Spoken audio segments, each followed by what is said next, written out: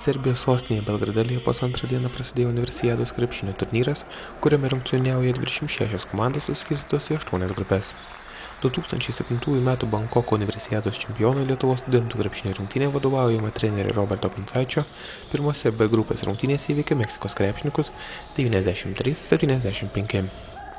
Pirmieji taškus rungtynėse pelnė Meksikos krepšininkai, bet jau kitoje atakoje Martynas Pocius tritaškių metimų išvedė Lietuvos krepšininkus į priekį. Vis dėlto pirmosiomis rungtynių minutėmis daug šviežesni ir labiau nusiteikę kovai atrodė Meksikos krepšininkai, kurie sužaidus 3 minutės pirmavo rezultatu 9-6. Puikią atkarpą sužaidė Martynas Mažeika, apsigynė, išprovokavo pražangą, pelnė taškus ir vėl išvedė Lietuvos rinktinę į priekį 12-9. Puikiai rungtyniavo ir Žydrūnas Kelys, aikštelėje pakeitęs Martyną Mažeiką.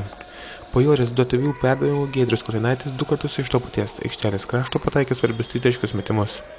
Paskutinėmis pirmo kėlinio sekundėmis varžovams pavyko sušvelninti rezultatą.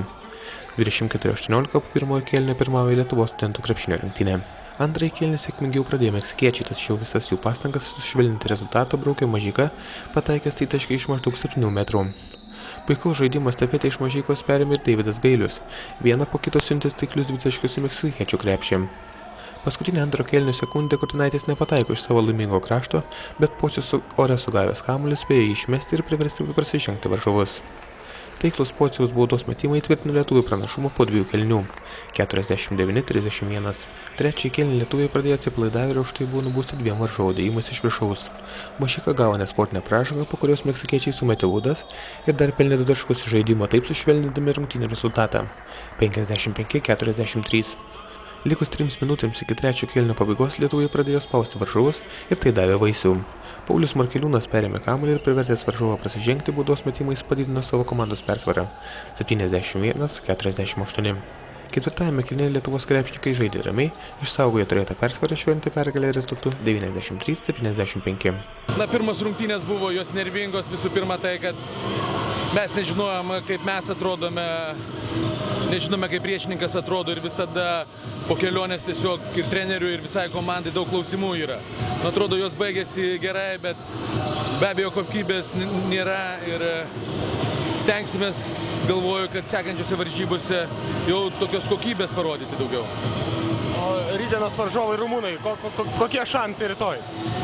Visada prieš rungtynės yra vienodi šansai. Vėl tas pats nežinomas priešininkas, tiesiog dabar bandysiu stebėti ir ieškoti, kur mes turime pranašumų, kur neturime. Manau, kad mes galime su jais kautis ir kovosime. Laiko pasiruošti buvo mažai, bet tikslai yra iškelti aukšti. Ar pavyks juos įgyvendinti? Tikslas visada vienas, kiekvienose varžybose kovoti dėl pergalės. Koks bebūtų priešininkas. Jeigu komanda, kad ir nelabai sekasi, bet atiduoda širdį, rezultatas būna. Rezultatyviausia Lietuvos studentų rinktinė rungtyniavo Martynas Pocius ir Giedrius Kurtinaitis pelnė po 15 taškų. Martynas Mažeika įmetė 14, o Deividas Gailius 13 taškų. Meksikos komandai išsiskyrė Joel Fernando Reynoso įmetęs 25 taškus.